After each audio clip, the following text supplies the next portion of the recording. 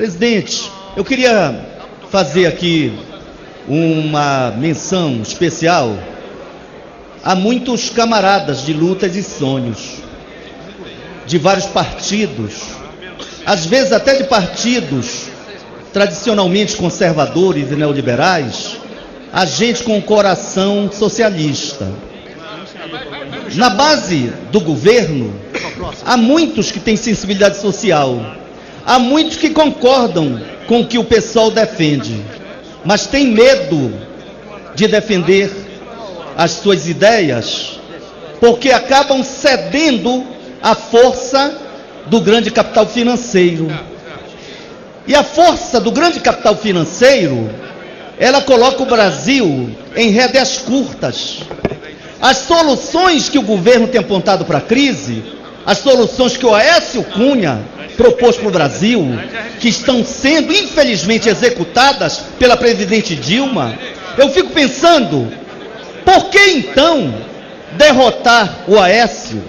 Quantos trabalhadores, quantos movimentos sociais, quantos sindicalistas, quantos socialistas como o do PSOL, lideranças importantes, não há um programa de segundo turno da Dilma que não tenha visto João Willis, Marcelo Freixo no palanque. Por quê?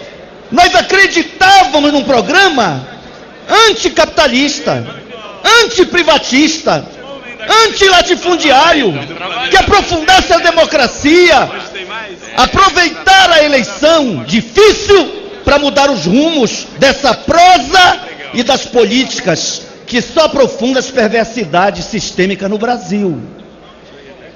Ora, as políticas que estão sendo propostas de ajuste fiscal, os vetos aos ganhos dos trabalhadores, eles colocam holofotes para tentar dizer que a culpa dos problemas está na viúva. Aí, ela tem que ter limitado o seu direito à pensão por viuvez, no que sofreu um acidente no trabalho. E aqui eu me refiro às medidas provisórias 664, 665, que tiraram do pobre, do trabalhador, do desempregado, do pescador, a possibilidade do direito. Num país de rotatividade monstruosa no trabalho, grande parte, segundo o Diese, não consegue trabalhar um ano sequer. É demitido antes de completar um ano. E aí se estabeleceu limite para quem tem menos de um ano alcançar o exercício, exercitar o direito a um salário de desemprego. Isso nunca foi defendido, nem pela base de apoio do governo, mesmo os partidos mais à direita, se me permitam falar assim no espectro, como o próprio PMDB, muito menos pelo PT. Então por que agora o Levi passou a ter razão? Sabe o que querem?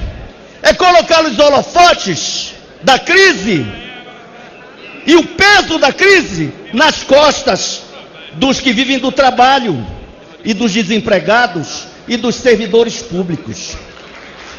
Me permitam, eu não afronto o Brasil ao pedir para um servidor este documento. E quando perguntado por um deputado,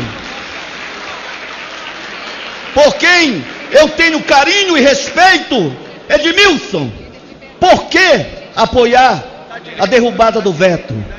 Porque eu tenho compromisso com o Brasil.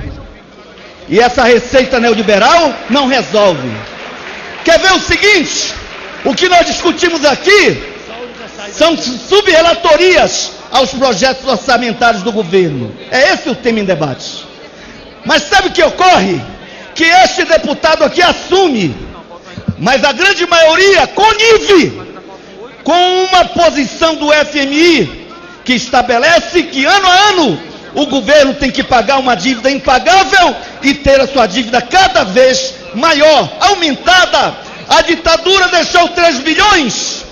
O Fernando Henrique deixou 65, 66 para o Lula. O Lula deixou 660 bilhões para Dilma. E a Dilma E a Dilma já deixou para ela mesmo mais de 3 trilhões. O endividamento cresce. E eu pergunto, se só este ano já pagamos mais de 500 bilhões de juros e serviços à dívida, se desde a ditadura produzimos déficit sobre déficit, não há um governo que não tenha feito balanço deficitário. Apenas é o seguinte, se não contabiliza os juros e a amortização da dívida, é como se não houvesse déficit. Então, vamos enfrentar o debate na sua essência. Não é 1,5 bilhão a ser gasto ano que vem com os servidores do judiciário.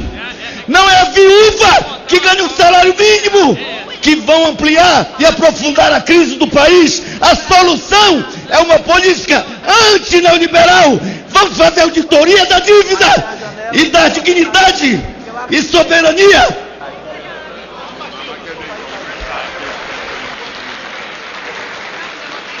Deputado Fred. Senhor presidente, senhoras